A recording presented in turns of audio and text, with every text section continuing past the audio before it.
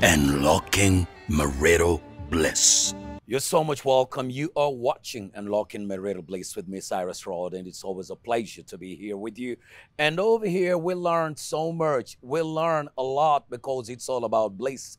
I've had a lot of people just thinking, well, we are talking about bliss. I don't think it's possible in such a day and generation. Well, you're looking at a man who's walking in bliss each and every day, 20 years down the road, and it's just starting. Can you imagine? It's just starting. So now that you're tuned in, I just request you, tell a friend, text a friend, WhatsApp a friend, let them know it's right here on the big network. We train you, we teach you on how to build bliss in your marriages and how to succeed at them, because marriage is easy, only ignorance is hard.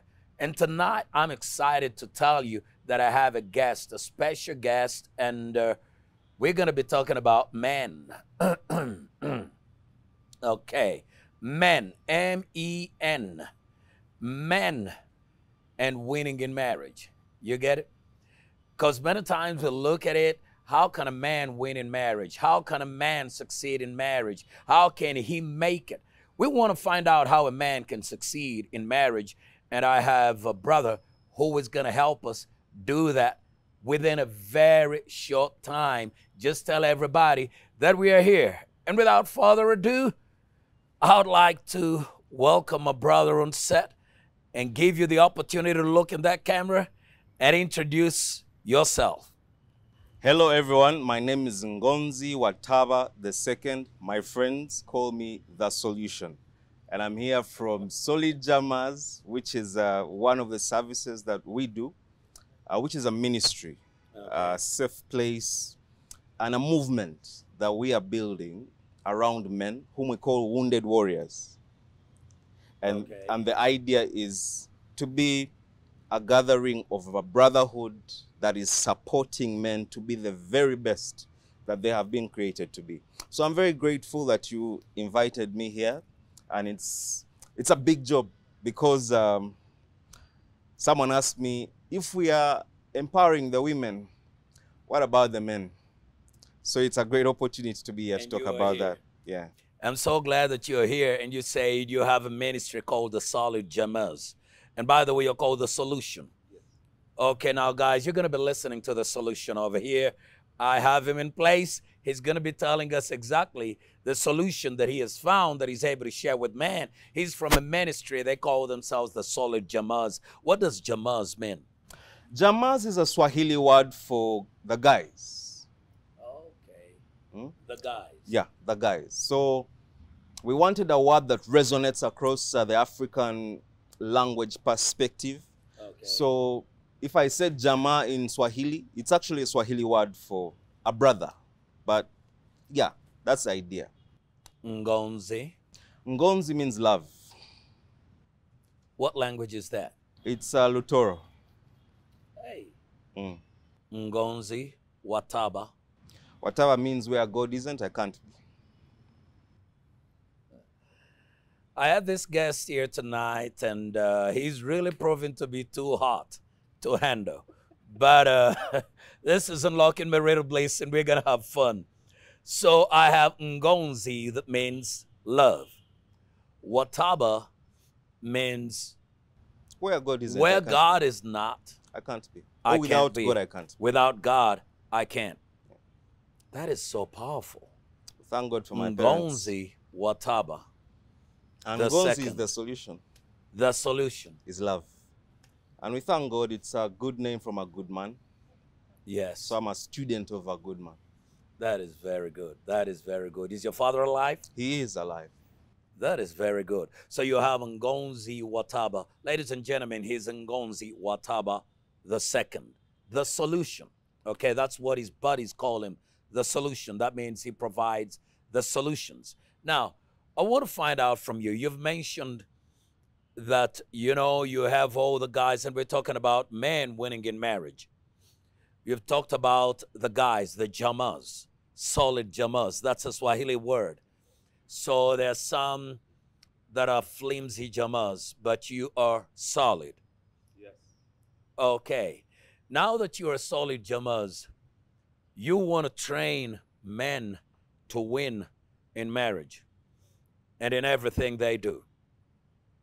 Why would you like to train men? That's a very good question. The reason why it's important to train men is because manhood is the foundation of everything. Okay. Manhood is the foundation of family. Manhood is the foundation of leadership. Manhood is the foundation of community. Okay. And that is why every community that has denigrated or reduced or disrespected and incarcerated its men has ended up in trouble. And if you look at what's going on in the world right now, we like to say that if you look at the problems of the world, I think 80% of them have men at the center of them.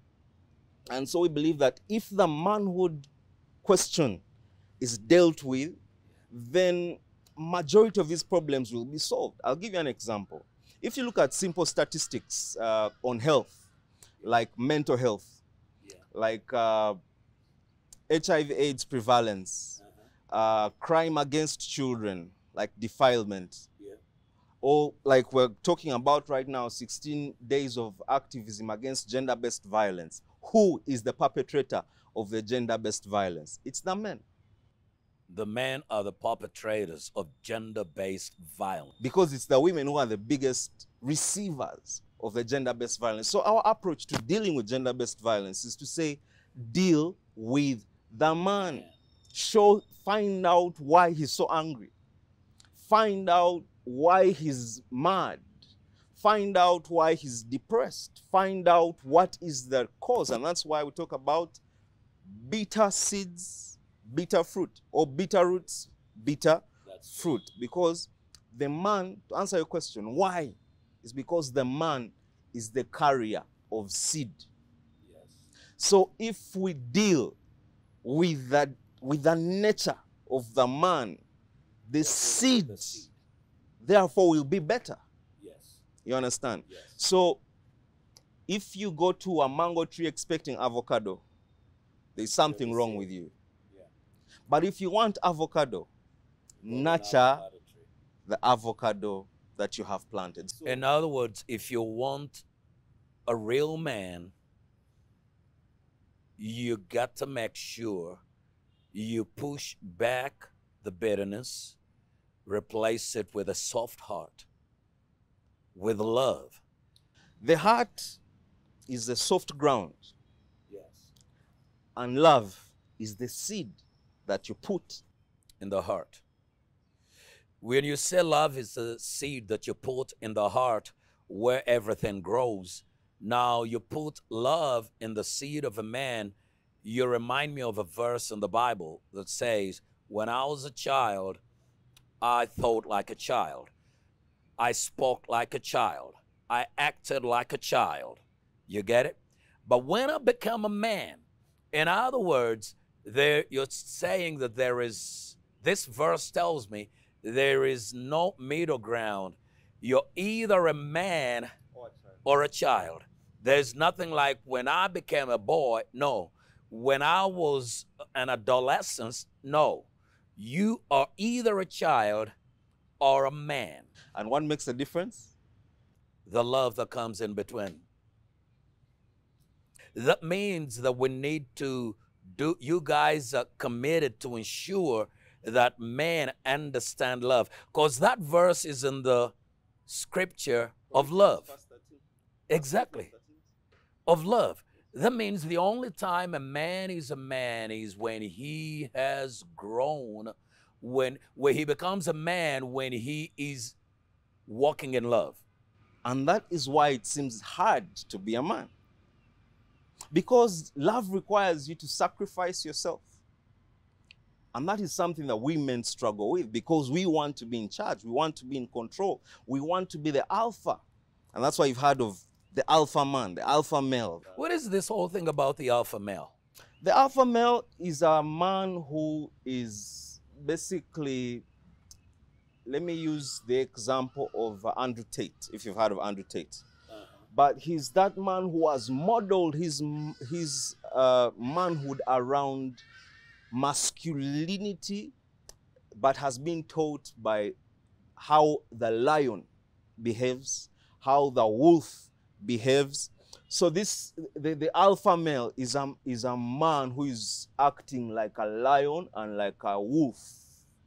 So you're literally telling me. And that is what is the birth of what women and feminists today call toxic masculinity. Omusajja n'asukka nawo. Then that means that's not being the man that God created you to be. You're being a man based on animalistic instincts. And you ask yourself why people why they'll say that all men are dogs. What do you expect? Did you hear that? What do you expect? Because if you are modeling a man based on a lion, modeling a man based on a wolf, you are modeling animalism. You're creating an animal, and then an animal cannot dwell with a human. So what is the problem? I love what this guy is saying, man. An animal will not dwell with humans. And this is the problem, but a lot of people are promoting this thing. What are you, Solid Jamaz, saying? So this is, let me start with the word solid. Okay. The word solid in the phrase Solid Jamaz is what we call an acronym. It stands for something. Oh. And it stands for solid. I mean, solid stands for secure. That first of all, what is going to make you a solid jama or a real man, omusajja or mugumivu, is you have to be secure. But now that asks, what makes me secure?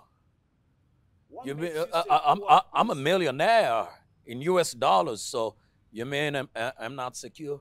You've heard of the men who committed suicide in 2008 because of the credit crunch, and then they were downgraded from being billionaires to becoming millionaires, and they committed suicide. Say that again. There are men who, when their status changed from being billionaires to now millionaires in dollars, they killed themselves. So you cannot build security on money, because money goes. You cannot build. And we're living in a world right now where men have been reduced to the size of their wallets. And I ask people, if a man has not money, is he not a man? No. And there's nothing wrong with money, because money and manhood go hand in hand. But the thing here is, what does the money do? A man cannot build his security on money, on wealth. Because an old woman once told me, "Enyumba terera, sente teyotwa." What that means in English is, if you're feeling cold, you cannot light a fire of money and then feel warm. And then it is not the size or the beauty of a house that makes a home. Because we've seen very many children who are coming out of mansions and they have nothing to add to life. So enyumba terera, obulamu bantu. So your security as a man is from the inside of who you are. Because if you are secure in who you are, then you are a foundation upon which greatness can stand. That means for me to be secure in who I am, that means I have to first discover who I am. And when you go on that journey of discovering who you are, you will discover whose you are, that you're not your own. Thank you. So now you're telling me, if I start the journey of who am I, then I get to know whose I am, and that will lead me to God, Almighty. That means I'm owned. So you're telling me my greatest security is to know that I'm actually owned. Thank you. And when you discover that you're owned, life becomes easier, because there is someone to tell you what to do. Oh, whoa. And you realize that a lot of people do not believe, a lot of men, today we're talking about men winning in marriage, do not believe, they believe for me to be a man, nobody told me what to do. Dear man, do yourself a favor. Okay. And find a boss, and it better be God. Look in that camera. And I want you to say that again. Dear man, do yourself a favor and find yourself a boss. Find yourself someone who will tell you something and you will keep quiet and take it. And it would help you a lot if that person is God, or if that person is speaking for God. At my wedding, I'll tell you this real quick. I called my father, I called Lawrence, and 5 other men, and I introduced them to my wife. Yeah. And I told her, Mchala Solution, these 7 men, Yeah. if a day comes, which I hope it never comes, when you cannot talk to me, Yeah. these are the men that I listen to. Yes. Every man worth his salt needs a shoulder to stand on and a ground to be grounded in. That's the word, groundedness. Yes. So the first is security. We're talking about how do we grow? The security. And we have said the security comes from God. And it's God. Okay. That you literally are transformed. You get to know who you are by knowing whose you are. And so when you realize I have somebody above me, what causes the man not to, because let me phrase it this way. Most men believe if I do what I want and nobody tells me what to do, then I'm a man. And you just disproved that by saying, actually, you belong to somebody. If you're going to have security, it's about being owned. So you are owned by God because he created you. Now, if you are owned by God, you don't do what you want. You do what God says, even when it doesn't feel all right. But then men are saying, but then I'll lose my manhood. Look around and ask yourself if you still have it. Oh, man, did you hear what this guy said? Just examine yourself whether you actually have it. Think about it. You actually don't have it. You're just deluded. Do we have men? Where are the men?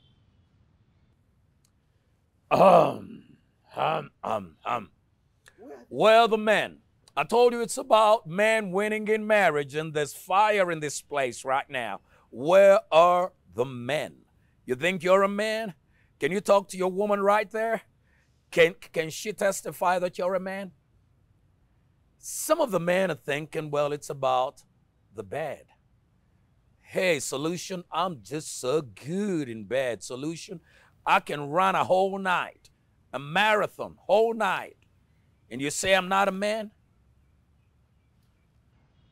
After that, what else can you do?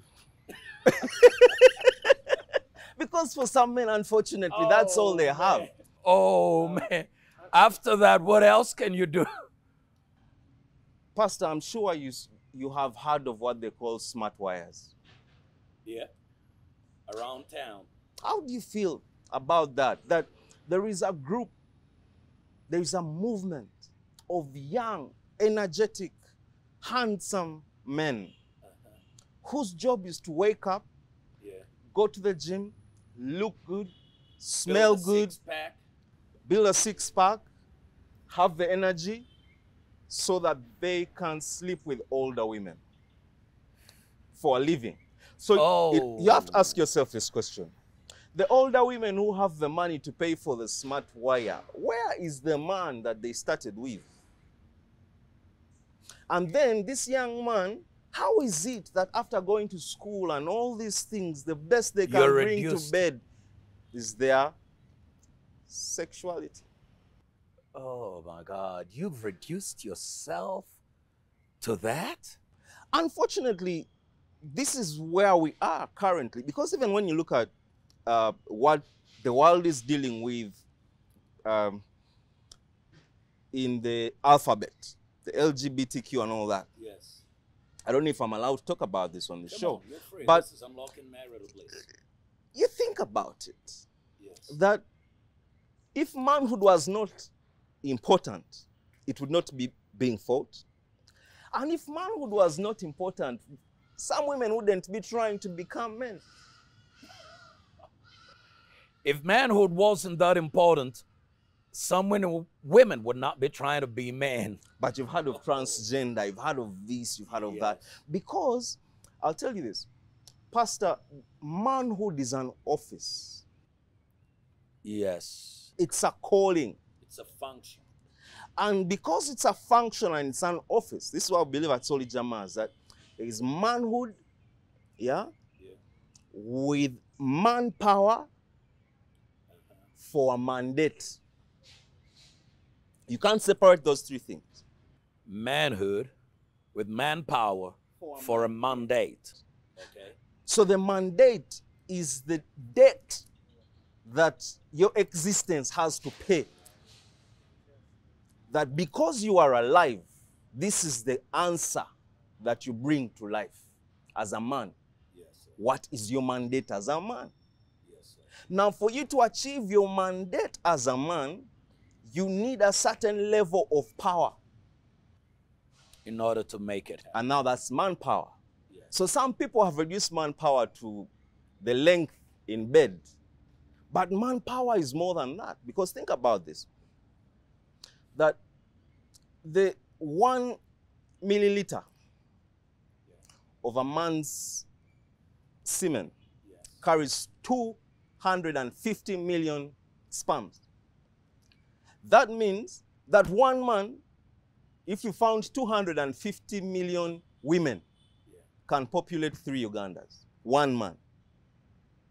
I want you to think about this. When you see a crowd, that was all the seed of a man. Now, what that crowd does is continuation of the power of the man. The man. That is why it is very important for a man to know which garden to plant his seed, or which place to dispose his power. Yes. You get it? Yes. And I think it's Solomon who said that, why do you spread your waters? All over the streets. They should be between you and your wife. Now, to prove my point, I'll use the example of the River Nile in Jinja. Yes. Before it was split, the amount of energy one dam was producing, turned out to be more than the Nile after it was split into 2 dams. That one, the engineers can go and check. Yes. And I'm using that example to show you that as a man, the moment your power has been reduced to manpower, that's why it's the biggest selling business. Everywhere you go, man, you get saja, man, you get saja, man, you get saja. But what are we using that power for? That takes us to the O in solid. Organized. That for you to be a solid jammer requires a certain level of organization. And what is organization? Organization is simply marshalling and arranging resources and people and time to work for your vision. Organization. You get? Yes. It means that the way a man handles time shows he has vision or not. That's it. The way a man handles relationships shows whether he has vision or not. The way a man handles money shows whether he has vision or not. So we've discovered that for us to be solid jammers, we have to understand that within us, that seed has to be properly appropriated for it to be functional for the multiplication. Because a man who does not multiply himself has robbed the world of life. So if a man is going to multiply himself, he's got to first of all be a real seed that really can make a difference. You've mentioned it and it has come out so well. The seed that I bring out is what actually happens down over here. And then the very people that I produce are able to keep bringing out the same seed, and it goes on. So if I do not know who I am, I'm releasing a very terrible seed. Exactly. And bitter seed bears bitter fruit. Bitter seed bearing bitter fruit. We're going to find out more on that when we return in just a minute. Unlocking marital bliss.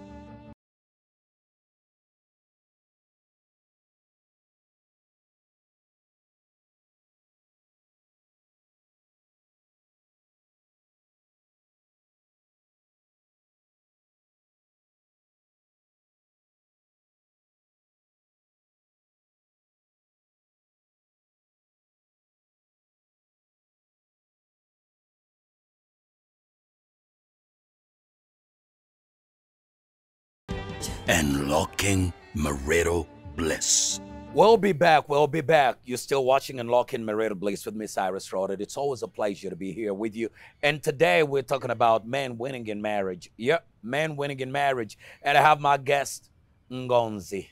I love just the sound of Ngonzi. Ngonzi means love. Wataba. Wataba means without God, I am nothing. And that's my guest in this place tonight at Unlocking Marital Bliss. We took a break and we had just agreed when you presented everything and you brought it out so good. I would like to ask before we proceed or to start from here that you've made it so clear about Solijamas, a man is got to be secure, and without a man knowing who he is, he cannot be secure. And in order to know who he is, he's got to know whose he is. So every man is a boss, and the only boss that will make a difference in your life is God. Now, we've realized that a man carries a seed. And the kind of seed he carries is the kind of fruit he produces. So if a man carries a bitter seed, he's going to produce bitter fruit. And some of the examples of bitter fruit are promiscuity, pride, anger. Oh, that's bitter fruit. Pride, anger. And then with domestic violence, you've made it that actually all this is coming in because of the fruit, because of the seed that he carries. So a man is doing all this because of the seed, but now we want to see the seed being changed. So what man consumes determines the kind of seed he produces. Today, you made it clear that everyone is fighting this thing called man. The devil hates man, hates manhood, because the family is built on manhood. Community. The community is built on manhood. What man become is what is dispensed in the community. Exactly. Today we've said, oh, most women are literally walking naked. But women do not walk naked by chance. It's because the men are saying that's what we want. Is it though what we need? And that's not what they actually need. They are just deluded. I need to see a naked woman. I need to see a woman with her breasts out. And then the women don't know what to do. But I'm taking you to the very thing. Men are the foundation. So depending on the society, what men want, you look at how women are dressed. And you see how men have lost it and the kind of consumption they're having, hence the seed they're producing. I want you to say something about what men are consuming and how to turn, because their consumption determines their seed. Their seed is seen in the community. Rubbish.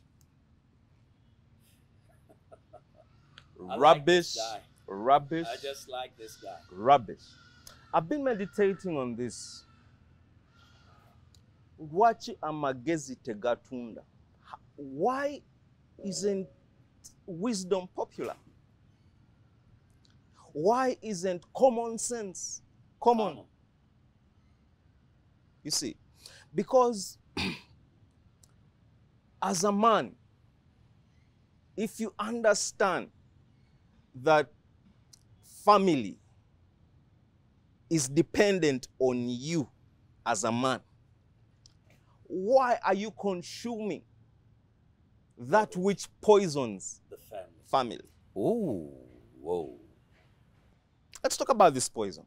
Let's talk about what we call entertainment today. You get? I'll tell you an interesting story. In 2010, I watched the final what's it called? Season of a show that used to be called Boston Legal. It was a very popular legal show. Okay. Now, in the final episode, you know what happens? We had been brought through a tapestry of showing a friendship between men, like solid jammers working together, and they became so close. Now, one of them turned out to be terminally ill and he was going to die. Okay. And he didn't want to give away his money to the government through property tax and all that.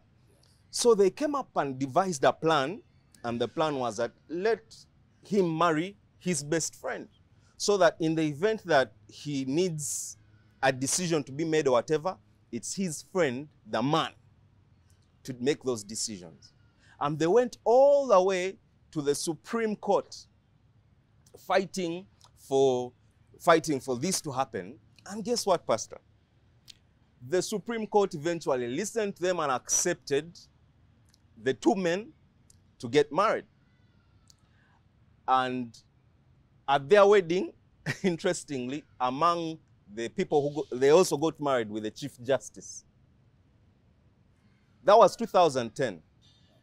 Pastor, in 2015, September, America passed the legality of gay marriages. Okay.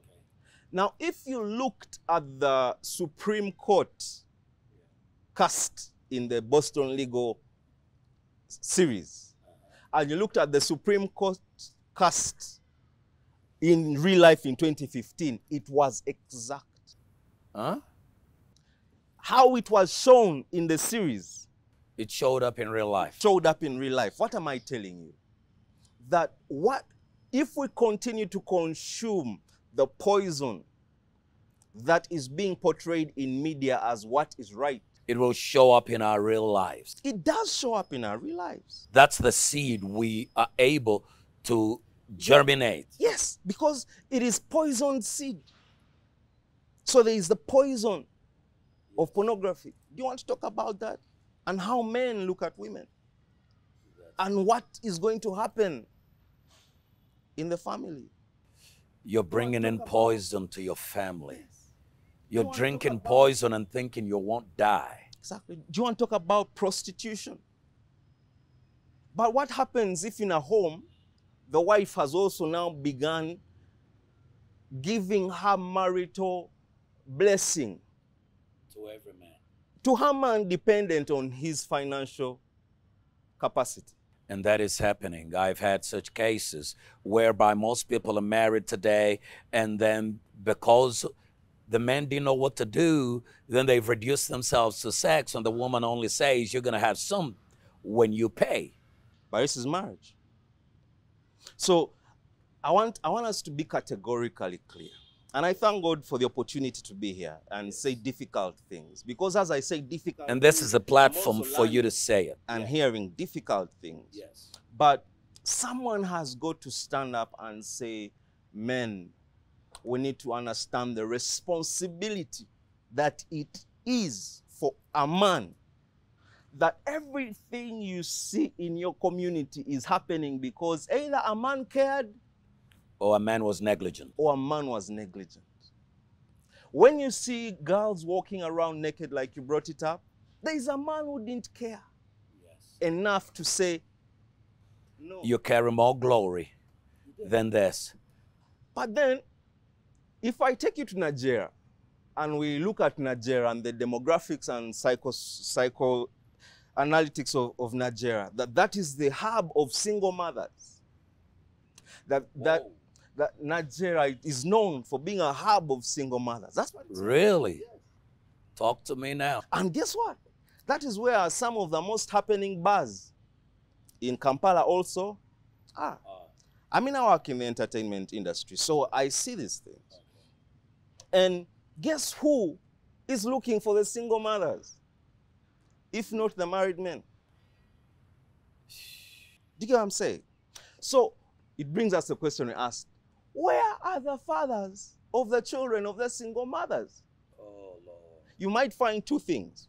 You might find a negligent man, or you might find a poor man, according to the standards of the woman, that she'd rather go and look after her child by herself because the man does not give anything. But the provision of a man is not just money. No, no. In fact, it's himself. When we talk about a man is a provider, people reduce it to money. That's it. But let me tell you one of the most important provisions a man could ever give is direction. Direction. That's true. That's true. So you know what the problem is? Is that many men's erections are misdirected. That's why the whole community is misdirected. Yes. So if us as a man, we can't direct ourselves, how can we direct the community? I love that question. We can't, I would like to supplement on what you're saying. We can't direct ourselves because we are not being directed by God. And then we can't give ourselves because we have not received Him to change us so that we are able to provide and come to them. I love what you said, misdirection, because the man there says, this is how it's going to be. You're going to have one woman and you're going to be focused. You know, a magnifying glass, primary science and all that, is that it's got the ability, there are many rays of sun, you know? But with a magnifying glass, it will draw and converge. And concentrate energy. And that energy can penetrate. Can penetrate the toughest. And you see a fire begin to happen. I tell men, if you concentrate your energy, all that God has given you to one woman, your marriage is not gonna have a spark, it's gonna be full of fire. Because we say it's the purpose of men to penetrate and impregnate every situation with potential. Yes. And you see, earlier we're talking about seed. Yes. And part of the, like when you penetrate, you plant seed. Yeah. And I'll tell you the straightest path to a woman's heart is her ear. Yes. What she hears. So part of the seed we have as men is our what? Words. Our words. Let's examine this. You're the pastor. Ephesians 5:20 to 23. It starts off by saying, submit one to another out of reverence For Christ. boss. That's it. There's got to be a boss. Okay. Go ahead. Now, after he has said submit one to another, he has created equality. So this whole fight we're having about equality and all that, it's unnecessary, because if we understood it, we would not step on others. Thank you. Most men have a problem with that. They don't believe women are their equals. They don't believe their wives are their equals. They say, I'm the boss. Let me tell you a secret. Women are stronger than men. Thank you.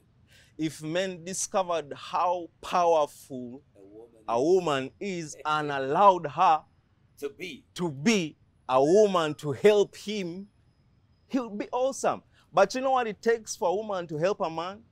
Direction. So many men don't have direction. Yes. They only have an erection, but no direction. Now, did you hear what this guy is saying? Most of you guys just have an erection. You don't have direction.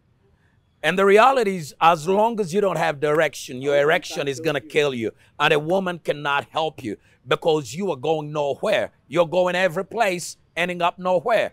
And you've mentioned something which is very, very profound, that actually when we let the woman be, we let the woman be. There's a verse in the Bible, many people don't realize it. The Bible says in Proverbs chapter 31, we love it when we say the virtuous woman. And most men think, oh, yeah, I'm dreaming of a virtuous woman. But you see, there's something about this virtuous woman. In Proverbs 31, verse 11, it says, and his heart does fully trust in her. You get it?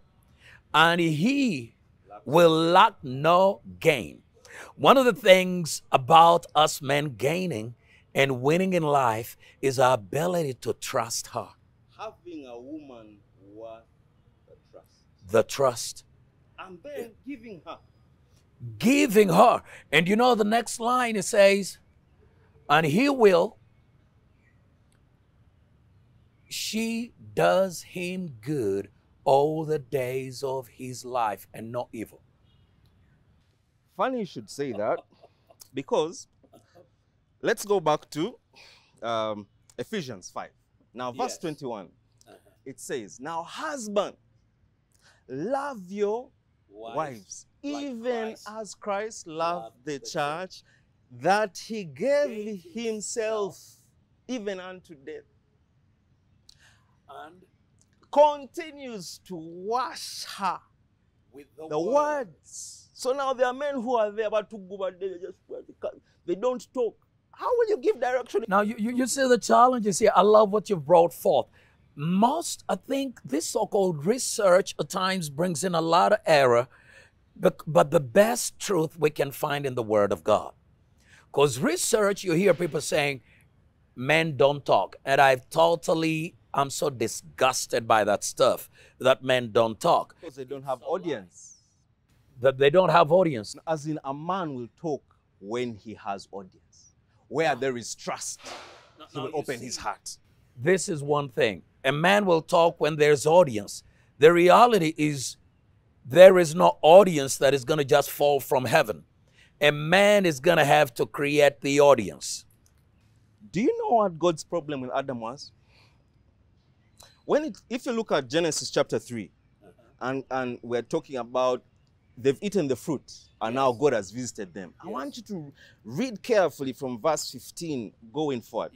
He says to the woman that because you ate the fruit, This is going to happen. Now I want you to see what verse 16 and 17 says that. It says that now you will want to boss your husband, but he will be your Lord. It was not a curse. He was simply stating it, that women will want to dominate. Isn't that what we are going through today? Is it. A description. But then he said, but he will be your Lord. As in, he established it. Over you. He established it. But he said, you will want. So when you see the uprising of women, it is not something new. Now let us go to deal. Let's go and deal with the man and what he told the man. He told the man that because you listened to your wife, life has become difficult for you. What was Adam's sin? Adam's sin, Adam refused to listen. In fact, he turned against what God had spoken to him and took up what the woman said. He kept quiet Yes. and listened to his wife. And we're not saying don't listen to your wife. We are saying when you are supposed to speak, speak. You're supposed to. That's where the direction and the leadership of a man comes from. That's where the vision, and that's how your children get direction. So are you saying this thing about what? Now, you see, when you bring forth the words and you've proved it according to the word that a man is able to speak. In fact, must speak. And when a man loves, he speaks. That's the reality. I'll use this very good example. I rejected that whole notion and ideology that men don't speak. They don't speak because they become self-centered. That's the only reason men don't speak. They become self-centered. But if a man is in love, look at a man when he's watching soccer. He will speak from the beginning to the end. Animated, full of energy. Full of energy. And then he comes home and then shuts up. And then he looks like a real fool. The reality is this. You mentioned something that men speak when there is audience, But no audience is going to happen by chance. For example, we have our children. Most men don't speak. Our fathers never spoke to us, some of us, because they waited for audience to happen. Yet they can create the audience. My wife was very proud, very proud. And I felt like before we married, I thought, I don't think I'm going to win. I don't think I'm going to win. And God said, love her. Love her. I had to love her to a point that I created the audience. I was vulnerable to her. This vulnerability caused her to equally open up because I was vulnerable. This is something most men do not do. Vulnerability is like a taboo. Because of pride. In fact, it's very difficult to talk about the challenges of manhood without talking about pride. And I think on that note, it's too deep. We might have to come back and get into it. Yes, sir. You're talking about the challenges. I know our time is running out, and I thought we just started. You mentioned pride. Man's greatest problem is pride. Am I right? Let me put it for you this way. The biggest bill in life is pride. Nobody can pay enough for it. If you think about the price of life, it is the price of pride. Yes. Yes.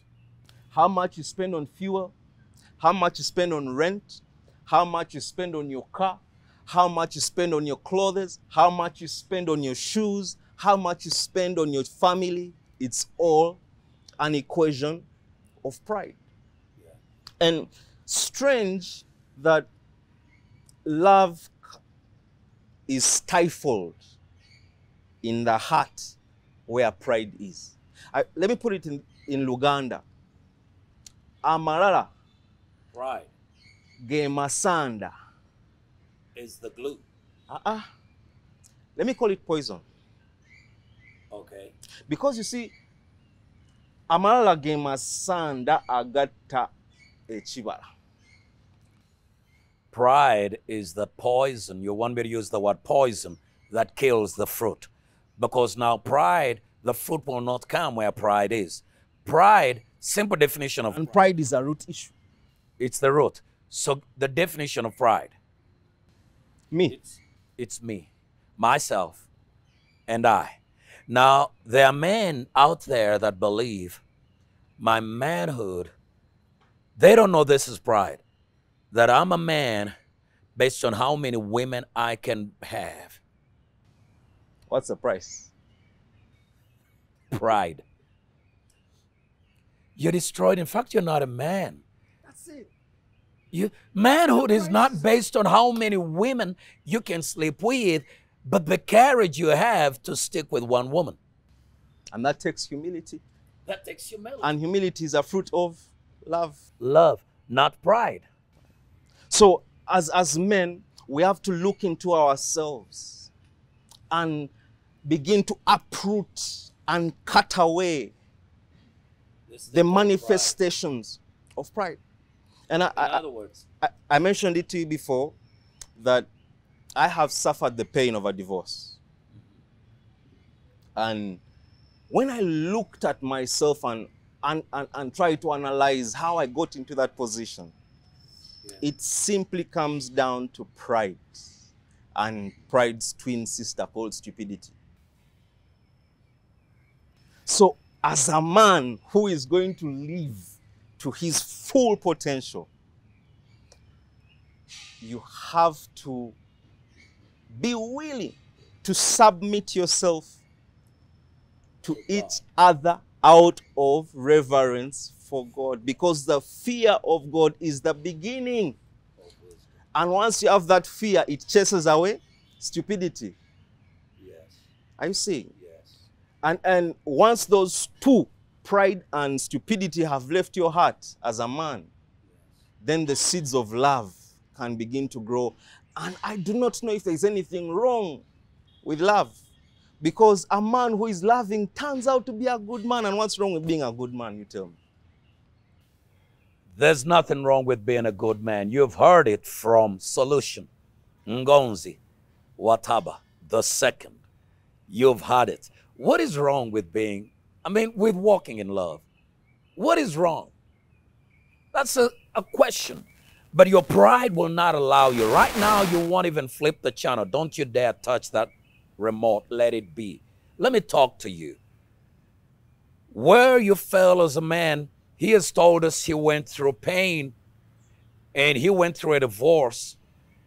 And it was because of his pride and stupidity. And there are many men out there, pride and stupidity, those are twins. You can never separate them. Where one is, the other is. Right now I'm talking to you and your stupidity is already popping up. Who does he think he is? You better shut up. I do it my own way. No, that's called pride now. Now you see, totally diagnosing you. That's called pride. Okay? You got to get out of it.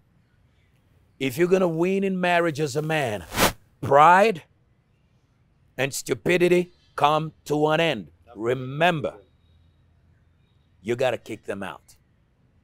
So, this is not something hard for a man to win in marriage. It's so simple. We've had a man who's been there, he's done the stupidity, walked in the pride, he's been humbled, he's focusing on God, and he's doing well in God. And that is what is possible for you, men that are watching. Thank you for being part of this today, Unlocking Marital Bliss. And I believe, I'm glad that you came by Ngonzi Wataba, the second, the solution. And I believe soon we'll have you again. Solid Jammers. Send our love to the Solid Jammers. And Lawrence, tell him we missed him. But we'll have him some other time. Otherwise, man from the East. That's good. Okay. We'll see you next time. Remember, marriage is easy. Ignorance is hard.